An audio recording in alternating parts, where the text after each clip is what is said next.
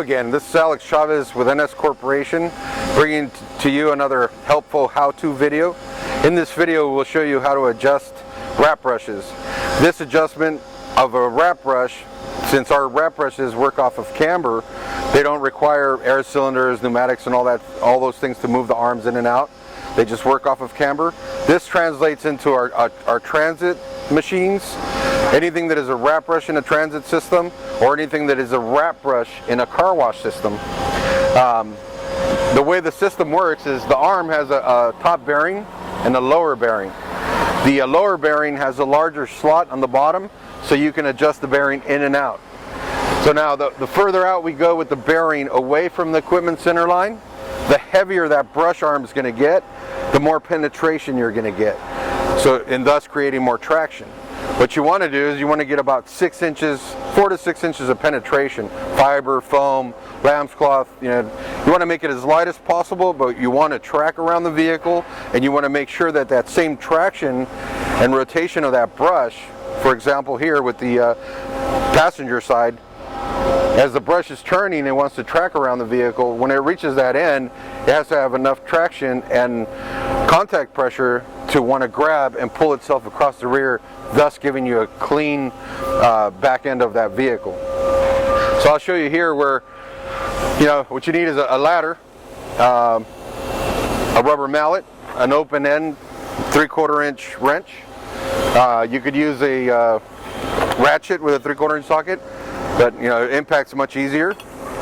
One of the things you want to do is, when you do this, you can loosen off the bearing, right? So now if we loosen them too much, this arm's just the bearing's gonna slide over. So what I want to do is I want to hold the arm out kind of in that position. I mean, you can either tie it, you can set it over your a rail or something, but if it stays there, you want to loosen off the other end.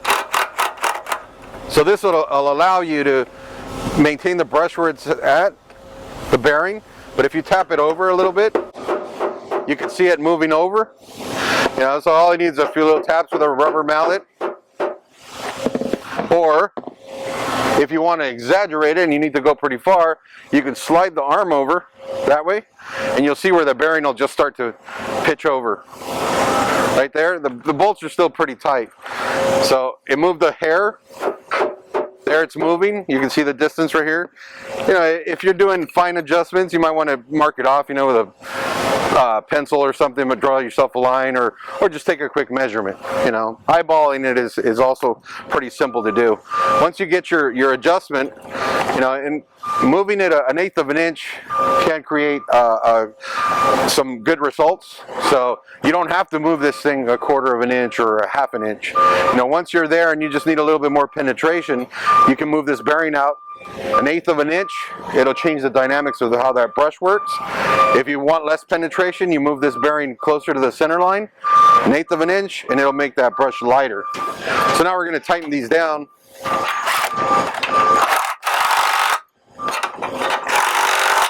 Keep in mind that since there are 2 bearings, the top bearing should always be in the center.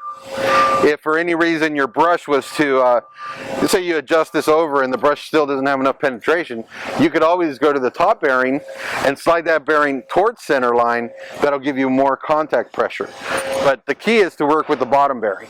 As long as this top bearing is in the center, then you have all this adjustment right here. You can move in and you can move out. Again, we're working off of equipment center line. Right now we're looking at the passenger side brush. And this goes, like I said, across the board. Transit, car wash arms, generally they work exactly the same. The transit arm is, of course, much larger, much taller, higher up. But this principle is the same. You want to loosen off those bearings a little bit, keep the arm straight out, tap it over to where you need to, and the goal is, like I said before, create that 4 to 6 inch penetration, smooth traction around the vehicle. You want it to just roll around the vehicle, and when it gets to the back, as the vehicle's driving away, to grab enough traction, move across the rear, giving you that clean sweep across the rear. Again, this is a helpful video from NS Corporation. Thank you, and visit us at nswash.com for any other helpful videos.